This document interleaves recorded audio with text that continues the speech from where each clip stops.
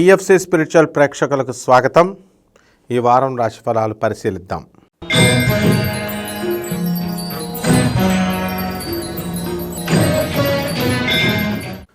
ధనుస్సు రాశి.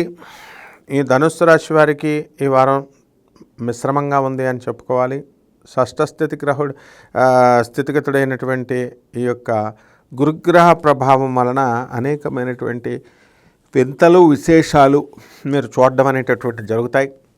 శత్రువులు మీకు అనుకూలంగా మారిపోవడం అనేటటువంటివి జరుగుతాయి. మీరు వడ్డీకి తెచ్చే బిల్డింగులు, తర్వాత స్థలాలు మరి కడుతున్న వాళ్ళు, కొన్నవాళ్ళు, వ్యాపారం చేస్తున్నటువంటి వాళ్ళంతా కూడా మరి మా బిల్డింగ్లు అమ్ముడవట్లేదండి, మరి మా స్థలాలు అమ్ముడవట్లేదు, మేము రెంట్కి తెచ్చామని మదనపడుతూ ఉన్నటువంటి వాళ్ళందరికీ కూడా ఈ వారం కాస్త రిలీఫ్ దొరకడం అనేటటువంటిది జరుగుతాయి. కొత్త అప్పులు మీరు చేయడం అనేటటువంటిది జరుగుతాయి ఈ వారంలో. అలాగే ఈ యొక్క ధనుస్సు రాశి వారికి అర్ధాష్టమ రాహుగ్రహం నడుస్తున్నాడు.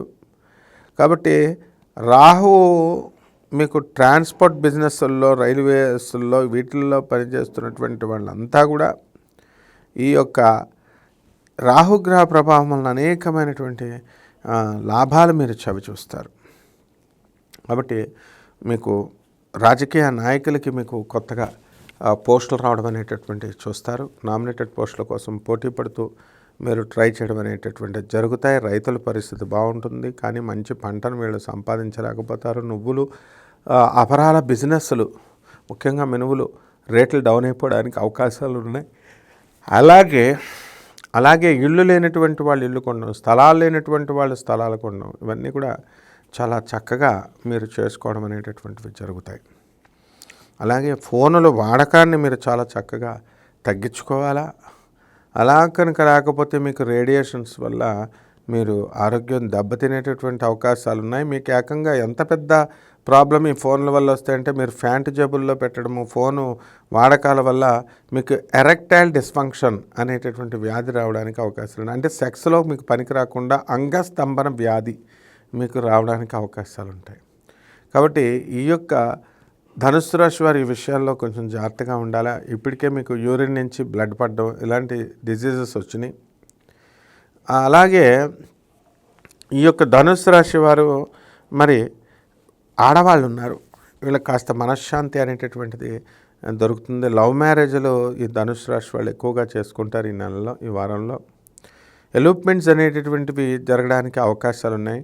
కానీ పిల్లలు మీకు తెలీదు, అనవసరంగా వెళ్ళిపోకండి. మీ తల్లిదండ్రులు చెప్పినట్టుగా మీరు ఒక మాట వాళ్ళకి చెప్పి మీరు మీ యొక్క పనులు మీరు ఏవైతే చేస్తున్నారో అవన్నీ కూడా చేయడం అనేటటువంటిది చేసుకోండి, అలవాటు చేసుకోండి. లేకపోతే మీరు ఈ వారం దెబ్బ తినేటటువంటి అవకాశాలు మీకు ఉన్నాయి. మరి పరిహారాల దగ్గరికి వచ్చేసరికి వేప చెట్టు చుట్టూ తిరగండి, నీళ్లు పోయండి ఆ చెట్లకి. ఓం శనేశ్వరాయ నమః అంటూ మీరు చక్కగా ఈ యొక్క రావి చెట్టు చుట్టూ తిరగాల 108 సార్లు. అలాగే ఈ యొక్క ధనుస్సు రాశి వారికి అర్ధాష్టమ రాహు కాబట్టి రాహు జపం చేసుకోండి, రాహు స్తోత్రాలు చదువుకోండి. రాహుకి కిలోంపావు మినుముల్ని ఆవుపేడ రంగున్నటువంటి వస్త్రాన్ని ఇచ్చి పేద బ్రాహ్మణులకి శనివారం నాడు ఉదయం 8 గంటలకు దానం చేయండి. వేప పుల్లలతో మీరు అమ్మవారి యొక్క హోమాన్ని మీరు జరిపించుకోవాలా. అలాగే ఈ యొక్క రాహుగ్రహ ప్రభావం వలన అనుకున్న పనులన్నీ కూడా కొంచెం లేట్ అయినప్పటికీ కూడా కరెక్ట్గా చేయడం అనేటటువంటి జరుగుతాయి.